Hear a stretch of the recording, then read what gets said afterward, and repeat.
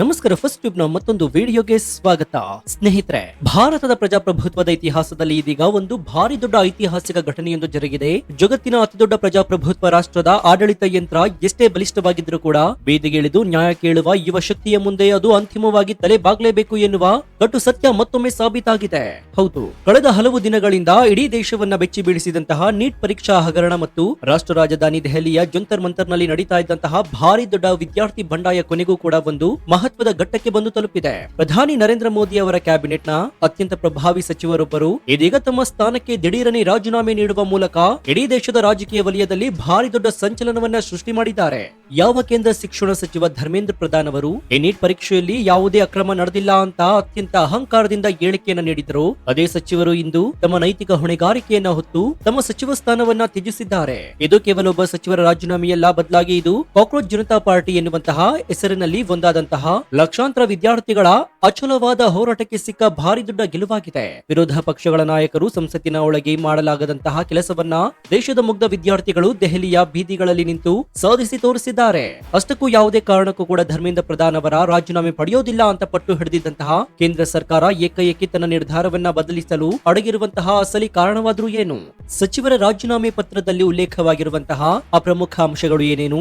ಜುರಡೆ ಎನ್ನುವಂತಹ ಪದದಿಂದ ಹುಟ್ಟಿಕೊಂಡಂತಹ ಆ ವಿದ್ಯಾರ್ಥಿಗಳ ಆಂದೋಲನ ಕೇಂದ್ರ ಸರ್ಕಾರದ ಬುಡವನ್ನೇ ಅಲ್ಲಾಡಿಸಿದಾದ್ರೂ ಹೇಗೆ? ಸಚಿವರ ತಲೆದಂಡದ ನಂತರ ಈ ನೀಟ್ ಹೋರಾಟ ಕಂಪ್ಲೀಟ್ ಆಗಿ ಅಂತ್ಯವಾಗಲಿದ್ಯಾ ಅಥವಾ ಇದು ಮುಂದಿನ ಭಾರಿ ದೊಡ್ಡ ಕ್ರಾಂತಿಗೆ ನಾಂದಿ ಹಾಡುತ್ತಾ? ಈ ರಾಜೀನಾಮೆಯ ಕ್ರೆಡಿಟ್ ತೆಗೆದುಕೊಳ್ಳಲು ಕಾಂಗ್ರೆಸ್ ಮತ್ತು ವಿರೋಧ ಪಕ್ಷಗಳು ಹೆಣೆದಿರುವಂತಹ ಹೊಸ ರಣತಂತ್ರ ಇಂಥದ್ದು. ಬನ್ನಿವತ್ತಿನ ಎಕ್ಸ್ಕ್ಲೂಸಿವ್ ಡೀಟೇಲ್ ರಿಪೋರ್ಟ್ ನಲ್ಲಿ ಧರ್ಮೇಂದ್ರ ಪ್ರಧಾನ್ ಅವರ ರಾಜೀನಾಮೆಯ ಕರಾಳ ಸತ್ಯ, ವಿದ್ಯಾರ್ಥಿಗಳ ಐತಿಹಾಸಿಕ ಜಯ ಹಾಗೂ ದೆಹಲಿಯಲ್ಲಿ ಶುರುವಾಗಿರುವಂತಹ ಹೊಸ ರಾಜಕೀಯ ಹೈಡ್ರಾಮಾದ ಪ್ರತಿಯೊಂದು ರೋಚಕ ಮಾಹಿತಿಯನ್ನ ಅತ್ಯಂತ ವಿವರವಾಗಿ ಅರ್ಥ ಮಾಡ್ಕೊಳ್ಳೋಣ. ಪ್ರತಿಯೊಬ್ಬ ದೇಶ ಪ್ರೇಮಿಯು ತಿಳಿದುಕೊಳ್ಳಲೇಬೇಕಾದಂತಹ ಮಹತ್ವದ ಮಾಹಿತಿ ಇದು. ಹೀಗಾಗಿ ವಿಡಿಯೋವನ್ನ ಎಲ್ಲೂ ಸ್ಕಿಪ್ ಮಾಡದೆ ಕೊನೆವರೆಗೂ ನೋಡಿ. ಸೊ ವಿಡಿಯೋವನ್ನ ಶುರು ಮಾಡೋಣ. ಆದ್ರೆ ಅದಕ್ಕೂ ಮುನ್ನ ಧರ್ಮೇಂದ್ರ ಪ್ರಧಾನ್ ಅವರು ರಾಜೀನಾಮೆ ಕೊಟ್ಟಿದ್ದು ಸರಿನಾ ತಪ್ಪಾ, ನಿಮ್ಮ ಅಭಿಪ್ರಾಯ ಏನು ಅಂತ ಕಮೆಂಟ್ ಮಾಡಿ ಹಾಗೂ ವಿಡಿಯೋಗೆ ಲೈಕ್ ಕೊಡಿ. ಸ್ನೇಹಿತರೆ, ಕೇಂದ್ರ ಸರ್ಕಾರ ಏಕಾಏಕಿ ಭಾರಿ ದೊಡ್ಡ ನಿರ್ಧಾರವನ್ನ ತೆಗೆದುಕೊಳ್ಳಲು ಕಾರಣವಾದ ಪ್ರಮುಖ ಅಂಶಗಳು ಏನೇನು ಅನ್ನೋದನ್ನ ನಾವು ಮೊದಲು ಅರ್ಥ ಮಾಡ್ಕೊಳ್ಬೇಕಾಗುತ್ತೆ. ಕಳೆದ ಕೆಲವು ವಾರಗಳಿಂದ ದೆಹಲಿಯ ಜಂತರ್ ಮಂತರ್ ಅಕ್ಷರಶಃ ವಿದ್ಯಾರ್ಥಿಗಳ ಆಕ್ರೋಶದ ಜ್ವಾಲಾಮುಖಿಯಾಗಿ ಬದಲಾಗಿತ್ತು. ಆರಂಭದಲ್ಲಿ ಪ್ರತಿಭಟನೆಯನ್ನ ಕೇವಲ ಕೆಲವು ವಿದ್ಯಾರ್ಥಿಗಳ ಗದ್ದಲ ಅಂತ ಕೇಂದ್ರ ಸರ್ಕಾರ ಭಾವಿಸಿತ್ತು. ಆದ್ರೆ ದಿನ ಕಳೆದಂತೆ ಇಡೀ ದೇಶದ ಮೂಲೆ ಮೂಲೆಗಳಿಂದ ಲಕ್ಷಾಂತರ ಯುವಕರು ದೆಹಲಿಗೆ ಹರಿದು ಬರಲು ಶುರು ಮಾಡಿದ್ರು. ಪೊಲೀಸರ ಲಾಠಿ, ಅಶ್ರುವಾಯು ಪ್ರಯೋಗ ಯಾವುದಕ್ಕೂ ಕೂಡ ಜಗ್ಗದ ವಿದ್ಯಾರ್ಥಿಗಳು ಕೇಂದ್ರ ಶಿಕ್ಷಣ ಸಚಿವರ ರಾಜೀನಾಮೆಗೆ ಬಿಗಿ ಪಟ್ಟನ್ನ ಹಿಡಿದಿದ್ರು. ಅಂತಾರಾಷ್ಟ್ರೀಯ ಮಾಧ್ಯಮಗಳಲ್ಲಿ ಭಾರತದ ಶಿಕ್ಷಣ ವ್ಯವಸ್ಥೆಯ ಬಗ್ಗೆ ಭಾರಿ ದೊಡ್ಡ ಮಟ್ಟದ ಟೀಕೆಗಳು ವ್ಯಕ್ತವಾಗಲು ಶುರುವಾಗಿತ್ತು. ಈ ಜಾಗತಿಕ ಒತ್ತಡ ಮತ್ತು ದೇಶದ ಯುವಕರ ಆಕ್ರೋಶ ನೇರವಾಗಿ ಪ್ರಧಾನಿ ಕಾರ್ಯಾಲಯದ ಮೇಲೆ ಭಾರಿ ದೊಡ್ಡ ಪರಿಣಾಮವನ್ನ ಬೀರಿತ್ತು. ಅಂತಿಮವಾಗಿ ಯುವಕರ ಬೆಂಬಲ ಕಳೆದುಕೊಳ್ಳಲು ಸಿದ್ಧವಿಲ್ಲದಂತಹ ಪ್ರಧಾನಿ ನರೇಂದ್ರ ಮೋದಿ ಅವರು ಧರ್ಮೇಂದ್ರ ಪ್ರಧಾನ್ ಅವರಿಂದ ರಾಜೀನಾಮೆ ತೆಗೆದುಕೊಳ್ಳುವ ಕಠಿಣ ನಿರ್ಧಾರವನ್ನು ತೆಗೆದುಕೊಂಡಿರುವುದು ಇದೀಗ ಹೊರಬಿದ್ದಿದೆ. ನೀಟ್ ಪರೀಕ್ಷೆಯ ಫಲಿತಾಂಶ ಬಂದ ಆರಂಭದ ದಿನಗಳಲ್ಲಿ ಇದೇ ಶಿಕ್ಷಣ ಸಚಿವ ಧರ್ಮೇಂದ್ರ ಪ್ರಧಾನ್ ಅವರು ಪತ್ರಿಕಾಗೋಷ್ಠಿ ನಡೆಸಿ ಪರೀಕ್ಷೆಯಲ್ಲಿ ಯಾವುದೇ ರೀತಿಯ ಅಕ್ರಮ ನಡೆದಿಲ್ಲ, ಎನ್ಟಿಎ ಅತ್ಯಂತ ಪಾರದರ್ಶಕವಾಗಿ ಕೆಲಸ ಮಾಡಿದೆ ಅಂತ ಅತ್ಯಂತ ವಿಶ್ವಾಸದಿಂದ ಹೇಳಿಕೆಯನ್ನು ನೀಡಿದ್ರು. ಆದ್ರೆ ಸಿಬಿಐ ತನಿಖೆ ಚುರುಕಾಗ್ತಾ ಇದ್ದಂತೆಯೇ ಮತ್ತು ಬಿಹಾರ ಮತ್ತು ಗುಜರಾತ್ ನಲ್ಲಿ ಪೇಪರ್ ಲೀಕ್ ಜಾಲ ಬಟಾ ಬಯಲಾಗ್ತಾ ಇದ್ದಂತೆಯೇ ಸಚಿವರ ಆ ಎಲ್ಲಾ ಹೇಳಿಕೆಗಳು ಸುಳ್ಳು ಅಂತ ಸಾಬೀತಾಯಿತು. ಇದೀಗ ಪ್ರಧಾನಿ ನರೇಂದ್ರ ಮೋದಿ ಅವರಿಗೆ ಸಲ್ಲಿಸುವ ರಾಜೀನಾಮೆ ಪತ್ರದಲ್ಲಿ ಧರ್ಮೇಂದ್ರ ಪ್ರಧಾನ್ ಅವರು ಅತ್ಯಂತ ಭಾವುಕವಾದಂತಹ ತಮ್ಮ ನೈತಿಕ ಹೊಣೆಗಾರಿಕೆಯನ್ನ ಒಪ್ಪಿಕೊಂಡಿದ್ದಾರೆ. ಲಕ್ಷಾಂತರ ವಿದ್ಯಾರ್ಥಿಗಳಿಗೆ ಆಗಿರುವಂತಹ ಅನ್ಯಾಯ ನನ್ನ ಗಮನಕ್ಕೆ ಬರುವುದರಲ್ಲಿ ವಿಳಂಬವಾಗಿದೆ. ಇಲಾಖೆಯ ಮುಖ್ಯಸ್ಥನಾಗಿ ಈ ವೈಫಲ್ಯದ ಸಂಪೂರ್ಣ ಹೊಣೆಗಾರಿಕೆಯನ್ನು ನಾನೇ ಹೊತ್ತಿದ್ದೇನೆ. ವಿದ್ಯಾರ್ಥಿಗಳಿಗೆ ನ್ಯಾಯ ಸಿಗುವ ಹಿತಾಸಕ್ತಿಯಿಂದ ನಾನು ನನ್ನ ಸಚಿವ ಸ್ಥಾನವನ್ನ ತ್ಯಜಿಸ್ತಾ ಇದ್ದೀನಿ ಅಂತ ಅವರು ತಮ್ಮ ಪತ್ರದಲ್ಲಿ ಉಲ್ಲೇಖಿಸಿದ್ದಾರೆ. ಒಂದ್ ಕಾಲದಲ್ಲಿ ಅಹಂಕಾರದಿಂದ ಮೆರೆದಿದ್ದ ವ್ಯವಸ್ಥೆ ಇಂದು ವಿದ್ಯಾರ್ಥಿಗಳ ಮುಂದೆ ಪಶ್ಚಾತ್ತಾಪ ಪಡ್ತಾ ಇರುವಂತಹ ಸನ್ನಿವೇಶ ನಿರ್ಮಾಣವಾಗಿದೆ.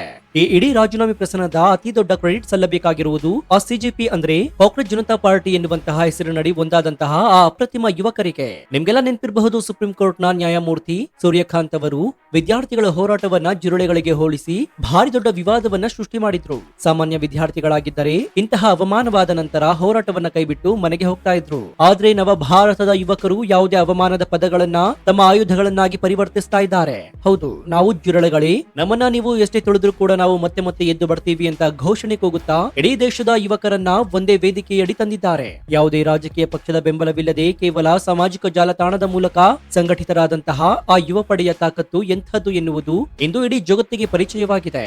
ಯಾವಾಗ ಧರ್ಮೇಂದ್ರ ಪ್ರಧಾನ್ ಅವರು ರಾಜೀನಾಮೆ ನೀಡಿದ್ರು, ತಕ್ಷಣ ವಿರೋಧ ಪಕ್ಷದ ನಾಯಕರು ತಮ್ಮ ಟ್ವೀಟ್ ಖಾತೆಗಳಲ್ಲಿ ಭಾರಿ ದೊಡ್ಡ ಸಂಭ್ರಮಾಚರಣೆಯನ್ನ ಶುರು ಮಾಡಿದ್ರು. ರಾಹುಲ್ ಗಾಂಧಿ, ಮಲ್ಲಿಕಾರ್ಜುನ ಖರ್ಗೆ, ಅಖಿಲೇಶ್ ಯಾದವ್ ರಂತಹ ಘಟಾನುಘಟಿ ನಾಯಕರು ಇದು ಇಂಡಿಯಾ ಮೈತ್ರಿಕೂಟದ ನಿರಂತರ ಹೋರಾಟಕ್ಕೆ ಸಿಕ್ಕಂತಹ ಜಯ. ಸಂಸತ್ನಲ್ಲಿ ನಾವು ನೀಡಿದಂತಹ ಒತ್ತಡದಿಂದಲೇ ಸಚಿವರು ರಾಜೀನಾಮೆ ನೀಡಿದ್ರು ಅಂತ ಕ್ರೆಡಿಟ್ ತೆಗೆದುಕೊಳ್ಳುವಂತಹ ಭಾರಿ ದೊಡ್ಡ ಪ್ರಯತ್ನಕ್ಕೆ ಕೈ ಹಾಕಿದ್ದಾರೆ. ಆದ್ರೆ ವಾಸ್ತವದಲ್ಲಿ ಬೀದಿಯಲ್ಲಿ ಲಾಠಿ ಏಟು ತಿಂದಿದ್ದು, ರಕ್ತ ಸುರಿಸಿದ್ದು ಮತ್ತು ಅಹೋರಾತ್ರಿ ಪ್ರತಿಭಟನೆಗೆ ಕೋರಿದ್ದು ಈ ಮುಗ್ಧ ವಿದ್ಯಾರ್ಥಿಗಳು. ವಿರೋಧ ಪಕ್ಷಗಳು ಕೇವಲ ಸಂಸತ್ನಲ್ಲಿ ಭಾಷಣ ಮಾಡಿ ತಮ್ಮ ರಾಜ್ಯಕ್ಕೆ ಬೇಳಿಯನ್ನು ಬೇಯಿಸಿಕೊಳ್ಳಲು ಪ್ರಯತ್ನಿಸ್ತಾ ಇವೆಯೇ ಹೊರತು ಈ ವಿಜಯದ ನೈಜ ವಾರಸ್ದಾರರು ಖಂಡಿತವಾಗಿಯೂ ಕೂಡ ಆ 24 ಲಕ್ಷ ವಿದ್ಯಾರ್ಥಿಗಳು ಮಾತ್ರ ಎನ್ನುವುದು ಇಡೀ ದೇಶದ ಜನತೆಗೆ ಸ್ಪಷ್ಟವಾಗಿ ತಿಳಿದಿದೆ. ರಾಜಕೀಯ ವಲಯದ ಆಂತರಿಕ ಮೂಲಗಳ ಪ್ರಕಾರ ಈ ರಾಜೀನಾಮೆಯ ಹಿಂದೆ ರಾಷ್ಟ್ರೀಯ ಸ್ವಯಂ ಸೇವಕ ಸಂಘ ಅಂದ್ರೆ RSS ನ ಭಾರಿ ದೊಡ್ಡ ಕೈವಾಡವಿದೆ. ಮುಂಬರುವ ದಿನಗಳಲ್ಲಿ ಮಹಾರಾಷ್ಟ್ರ, ಹರಿಯಾಣ ಮತ್ತು ಜಾರ್ಖಂಡ್ ರಾಜ್ಯಗಳಲ್ಲಿ ವಿಧಾನಸಭಾ ಚುನಾವಣೆಗಳು ಎದುರಾಗಲಿವೆ. ವಿದ್ಯಾರ್ಥಿಗಳ ಈ ಆಕ್ರೋಶ ಹೀಗೆಯೇ ಮುಂದುವರೆದರೆ ಯುವ ಸಮುದಾಯದ ವೋಟ್ ಬ್ಯಾಂಕ್ ಕಂಪ್ಲೀಟ್ ಆಗಿ ಬಿಜೆಪಿಯ ಕೈ ತಪ್ಪಿ ಹೋಗುತ್ತೆ ಎನ್ನುವ ಕಠಿಣ ಎಚ್ಚರಿಕೆಯನ್ನ RSS ವರಿಷ್ಠರು ಪ್ರಧಾನಿ ನರೇಂದ್ರ ಮೋದಿ ಅವರಿಗೆ ರವಾನಿಸಿದರು. ಪಕ್ಷದ ಹಿತದೃಷ್ಟಿ ಮತ್ತು ಮುಂಬರುವ ಚುನಾವಣೆಗಳ ಲಾಭ ನಷ್ಟದ ಲೆಕ್ಕಾಚಾರಗಳನ್ನ ಹಾಕಿದಂತಹ ಹೈಕಮಾಂಡ್ ಅನಿವಾರ್ಯವಾಗಿ ಒಬ್ಬ ಸಚಿವರನ್ನ ಬಲುಪಶಿ ಮಾಡುವ ಮೂಲಕ ಇಡೀ ಸರ್ಕಾರದ ಇಮೇಜ್ ನ ಡ್ಯಾಮೇಜ್ ಆಗೋದ್ರಿಂದ ಪಾರು ಮಾಡುವ ಅತ್ಯಂತ ಚಾಣಾಕ್ಷ ರಾಜಕೀಯ ನಡೆಯನ್ನ ಅನುಸರಿಸಿದ್ದಾರೆ. ಧರ್ಮೇಂದ್ರ ಪ್ರಧಾನ್ ಅವರ ರಾಜೀನಾಮೆ ಸಿಕ್ಕ ತಕ್ಷಣ ಎಲ್ಲವೂ ಸರಿಯೋಯ್ತು ಅಂತ ಕೇಂದ್ರ ಸರ್ಕಾರ ನಿಟ್ಟುಸಿರು ಬಿಡುವಂತಿಲ್ಲ. ಯಾಕಂದ್ರೆ ವಿದ್ಯಾರ್ಥಿಗಳ ಬೇಡಿಕೆ ಕೇವಲ ಒಬ್ಬ ಸಚಿವರ ರಾಜೀನಾಮೆಗೆ ಸೀಮಿತವಾಗಿರಲಿಲ್ಲ. ಬಿಜೆಪಿ ಪ್ರತಿಭಟನಾಕಾರರ ಪ್ರಮುಖ ಬೇಡಿಕೆಗಳಲ್ಲಿ ಸಚಿವರ ರಾಜೀನಾಮೆ ಕೇವಲ ಒಂದು ಭಾಗವಾಗಿತ್ತು. ಅವರ ಅಸಲಿ ಬೇಡಿಕೆ ಇರುವುದು ಈ ಬಾರಿಯ ಕಳಂಕಿತ ನೀಟ್ ಪರೀಕ್ಷೆಯನ್ನ ಕಂಪ್ಲೀಟ್ ಆಗಿ ರದ್ದುಗೊಳಿಸಿ ಹೊಸದಾಗಿ ಪಾರದರ್ಶಕವಾದಂತಹ ಮರು ಪರೀಕ್ಷೆಯನ್ನ ಆಯೋಜನೆ ಮಾಡಬೇಕು ಎನ್ನುವುದು. ಇದರ ಜೊತೆಗೆ ನ್ಯಾಷನಲ್ ಟೆಸ್ಟಿಂಗ್ ಏಜೆನ್ಸಿ ಅಂದ್ರೆ NTA ವ್ಯವಸ್ಥೆಯನ್ನ ಸಂಪೂರ್ಣವಾಗಿ ರದ್ದುಗೊಳಿಸಿ ಅದರ ಜಾಗದಲ್ಲಿ ಭ್ರಷ್ಟಾಚಾರ ಮುಕ್ತರಾದ ಹೊಸ ಪರೀಕ್ಷಾ ಪ್ರಾಧಿಕಾರವನ್ನ ರಚನೆ ಮಾಡಬೇಕು ಎನ್ನುವುದು ವಿದ್ಯಾರ್ಥಿಗಳ ಖಡಕ್ ಆಗ್ರಹವಾಗಿದೆ. ಹೀಗಾಗಿ ಸಚಿವರ ತಲೆದಂಡದ ನಂತರವೂ ಕೂಡ ಈ ಹೋರಾಟ ಕಂಪ್ಲೀಟ್ ಆಗಿ ನಿಲ್ಲುವ ಯಾವುದೇ ಲಕ್ಷಣಗಳು ಕೂಡ ಸದ್ಯಕ್ಕೆ ಗೋಚರವಾಗ್ತಾ ಇಲ್ಲ.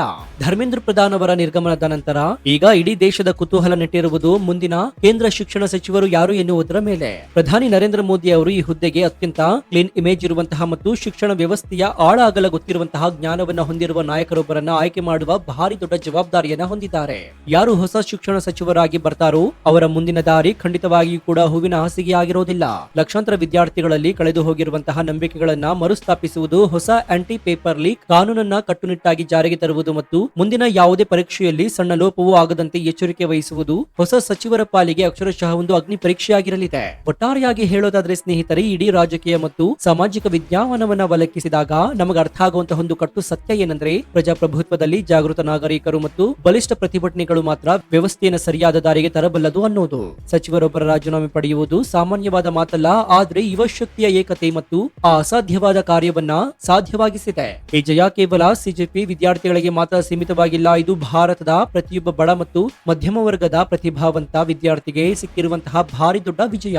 ಈ ಹೋರಾಟ ಭವಿಷ್ಯದ ಯಾವುದೇ ಸರ್ಕಾರಗಳು ಶಿಕ್ಷಣದ ವಿಚಾರದಲ್ಲಿ ಭ್ರಷ್ಟಾಚಾರ ಮಾಡಲು 100 ಬಾರಿ ಯೋಚಿಸುವಂತೆ ಮಾಡಿದೆ. ಈ ವಿದ್ಯಾರ್ಥಿಗಳಿಗೆ ನ್ಯಾಯ ಸಿಗುವವರೆಗೆ ಮತ್ತು ನಮ್ಮ ಶಿಕ್ಷಣ ವ್ಯವಸ್ಥೆ ಸಂಪೂರ್ಣವಾಗಿ ಶುದ್ಧವಾಗುವವರೆಗೆ ಈ ಜಾಗೃತಿ ಹೀಗೆಯೇ ಮುಂದುವರಿಯಲಿ ಎನ್ನುವುದೇ ಇಡೀ ದೇಶದ ಜನತೆಯ ಅತಿದೊಡ್ಡ ಪ್ರಾರ್ಥನೆಯಾಗಿದೆ.